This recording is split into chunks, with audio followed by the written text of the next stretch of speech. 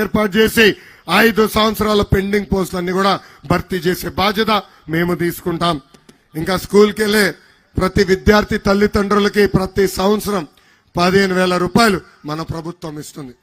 అంటే సంవత్సరంలో 15,000, 2 సంవత్సరాలు ఒకరుంటే 15,000, ఇద్దరుంటే 30,000, ముగ్గురుంటే ఎంత 45,000 రూపాయలు మన ప్రభుత్వం ఇస్తుంది. ఇంకా రైతులు ఆదుకునేదానికి ప్రతి సంవత్సరం 20,000 రూపాయలు ఆర్థిక సహాయం కూడా చేస్తాం.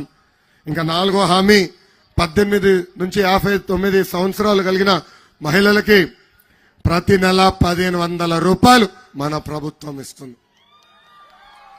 అంటే సంవత్సరానికి 18,000, 5 సంవత్సరాలకి 90,000 రూపాయలు మన ప్రభుత్వం ఇస్తుంది. ఇంకా ప్రతి ఇంటికి ప్రతి ఏడా 3 ఎన్ని చేతులెత్తి చూపించండి, 3 ఏంటది గ్యాస్ సిలిండర్లు ఇచ్చే బాధ్యత మేము తీసుకుంటాం.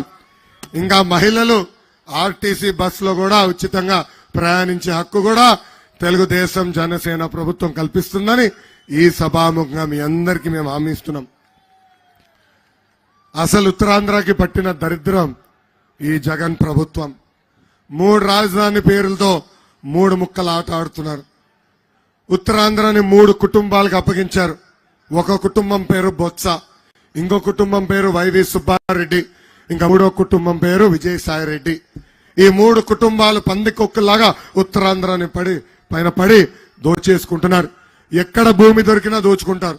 ఎక్కడ చెరువుగా కంపడితే అది కప్పేసి కొత్త పత్రాలు సృష్టిస్తారు.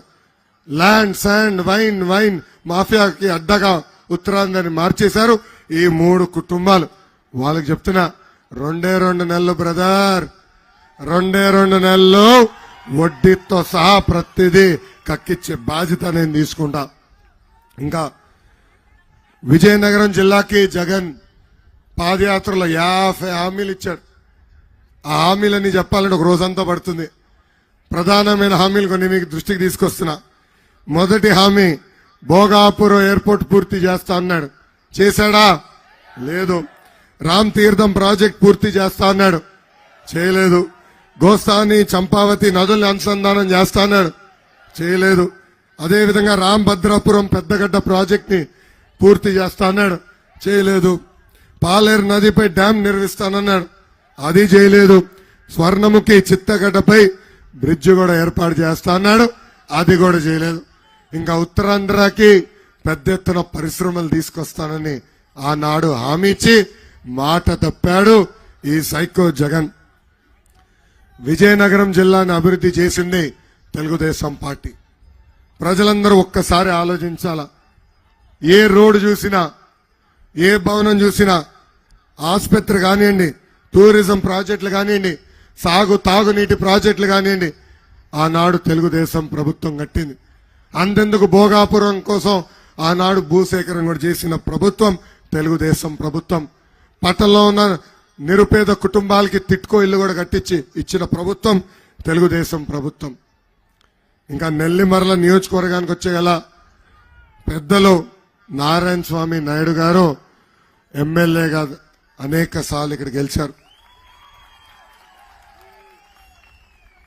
నేను పంచాయతీరాజ్ గ్రామీణాభివృద్ధి శాఖ మంత్రిగా ఉన్నప్పుడు గురువు గారు నా దగ్గరికి సింపుల్ గా వచ్చి, ఇదిగోండి మా నియోజకవర్గానికి కావాల్సిన రోడ్లు, మా నియోజకవర్గానికి కావాల్సిన తాగునీటి పథకాలు మీరు శాంక్షన్ చేయవలసిందిగా నేను కోరుతున్నాను. వారు దెబ్బలాడేవారు కాదు, కోరుతున్నానేవారు. ఆయనకున్న అనుభవం రీత్యా యుద్ధ ప్రాతిపదికంగా ఆనాడు నేను శాంక్షన్ చేసి మళ్ళీ జియోలు తీసుకెళ్లి పెద్దలకే ఇచ్చేవాడిని. ఆయన ప్రోత్సాహంతో నియోజకవర్గానికి 1000 కోట్ల రూపాయలు ఆనాడు తెలుగుదేశ ప్రభుత్వం కేటాయించి అనేక అభివృద్ధి కార్యక్రమాలు మేము చేశాం. సిసి రోడ్లు, టిట్కో ఇల్లు, బ్రిడ్జులు, బీటీ రోడ్లు, తాగునీటి ప్రాజెక్టులు ఆనాడు మేము కట్టాం. ఈ సభాముఖంగా ప్రజలందరినీ ఆలోచించమంటున్నా. ఈ ప్రభుత్వ అధికారులకు వచ్చిన తర్వాత మన నియోజకవర్గంలో ఒక్క అభివృద్ధి కార్యక్రమం అన్న జరిగిందా? ఒక్క అభివృద్ధి కార్యక్రమం జరిగిందా? ఒక్క కొత్త రోడ్ వేశారా? ఒక కొత్త బ్రిడ్జ్ కట్టారా? ఒక్క కుళాయి కన్నా సురక్షితమైన తాగు నీరు అందించారా అని ప్రజలందరినీ ఆలోచించాల. ఈ ప్రభుత్వ అధికారులకు వచ్చిన తర్వాత మన నియోజకవర్గంలో ఒకటి జరిగింది. అది ఇక్కడున్న రాముడి ఆలయంలో ఉన్న రాముడి విగ్రహం తల నరికేసింది ప్రభుత్వం. ఎంత బాధాకరం చూడండి.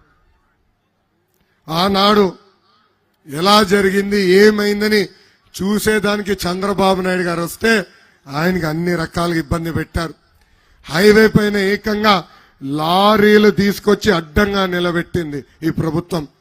అంతెందుకు, రాముడికి అండగా నిలబడడానికి ఆనాడు తెలుగుదేశం పార్టీ స్పందిస్తే పోరాడితే తిప్పి మా కార్యకర్తల్ని కొట్టారు, మననే కొట్టారు. నేను ఈరోజు సూర్యబాబు గారిని కూడా కలిసిన. సూర్య